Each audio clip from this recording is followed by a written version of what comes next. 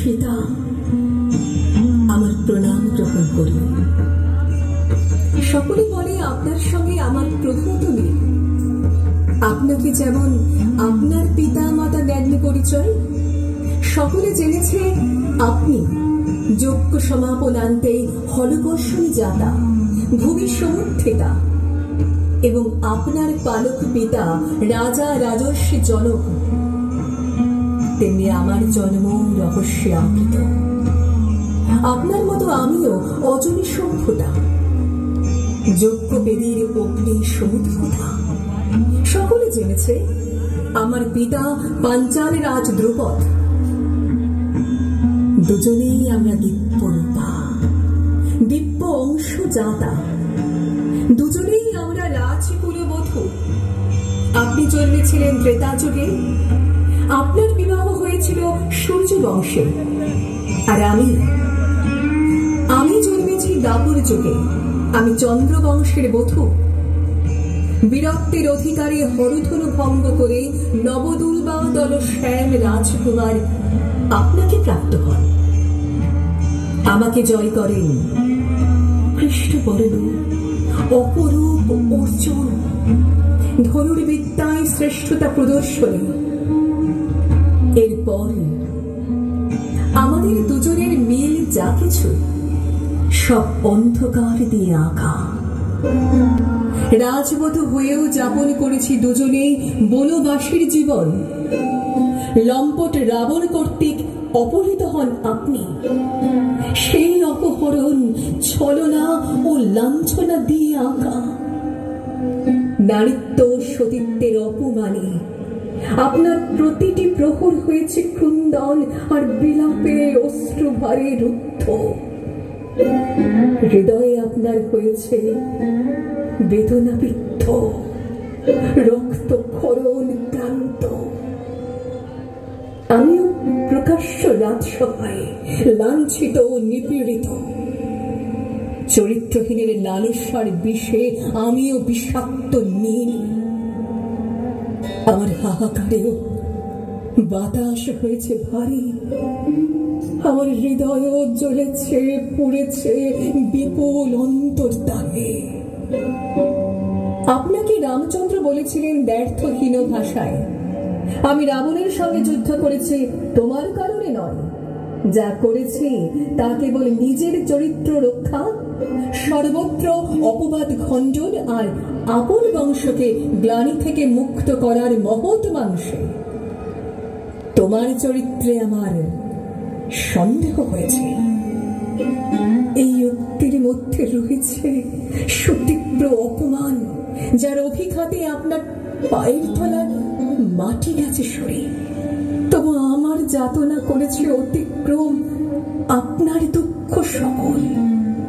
অত্যন্ত অপমানজনক শর্তে আপনাকে অন্য ভ্রাতাদের সঙ্গে ভাগ করে নেননি রামচন্দ্র।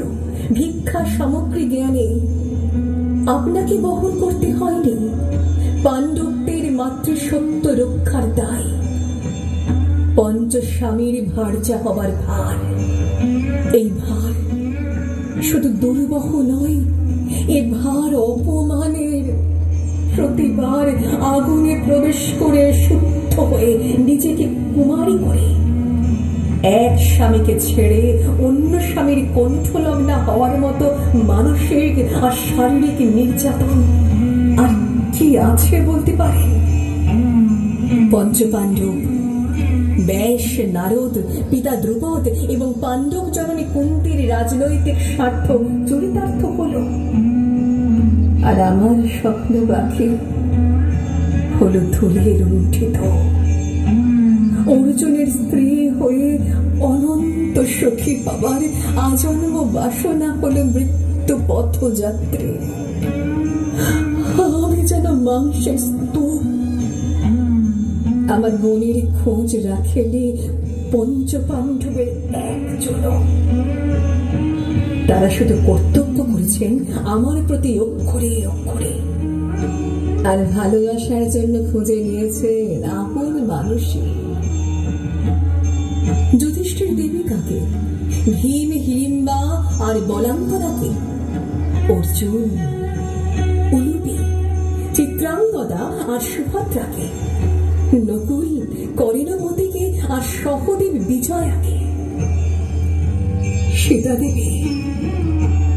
আমার মনস্তাপ অকল্পনীয়। নিয়তি আমার জন্য আরো মর্মঘাতী যন্ত্রণার ব্যবস্থা করলেন। আপনাকে শুনতে হয়নি আপনার পুত্রদের মৃত্যু সংবাদ, আর আমার পঞ্চপুত্র প্রতিবিন্ধ, শ্রুত সোম, শ্রুত কর্মা, শতানী, শ্রুত সেনকে হত্যা করল পাপিষ্ঠ অশ্বত্থামা।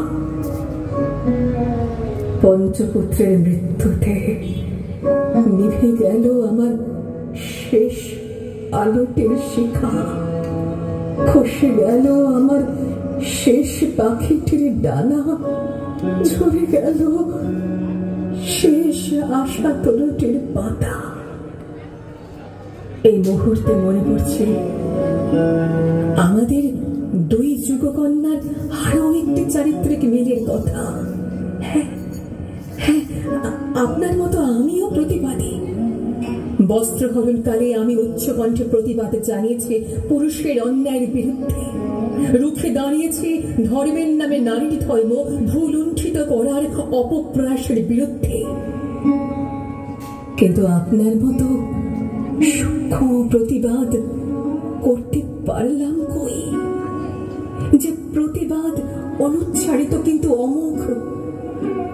আপন নারী জীবনের উপর পুরুষ প্রেরিত সব অপমানের অবসান কল্পে যে নীরব প্রতিবাদে আপনি দ্বিখণ্ডিত ধরিত্রীর বিবরে স্বেচ্ছায় প্রবেশ করে জয়ী করেছিলেন আপনার নারীত্বকে, আর গর্বিত করেছিলেন আপনার বিদায়কে। সেই দৃঢ়তা আমি অর্জন করতে পারলাম কই? আমার জীবনের শেষ সময়টুকু স্বাক্ষর হয়ে রইল নারী জীবনের পরাজয়ে, এক নারীর হৃদয়ের যন্ত্রণার।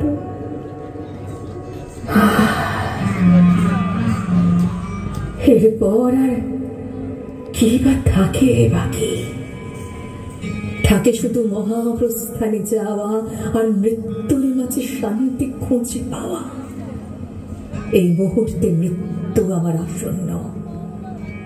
ভূতলে পতিত আমি একা, ওই চলে যায় পঞ্চপাণ্ডব দূর থেকে দূরে। অপন্তের মতো পঞ্চপাণ্ডবের পিছনে হাঁটতে হাঁটতে হাঁটতে এক সময় পতিত ও পরিত্যক্ত হলাম। এভাবে আমার মৃত্যু সাক্ষী রইল সুবিপুল অগৌরবে।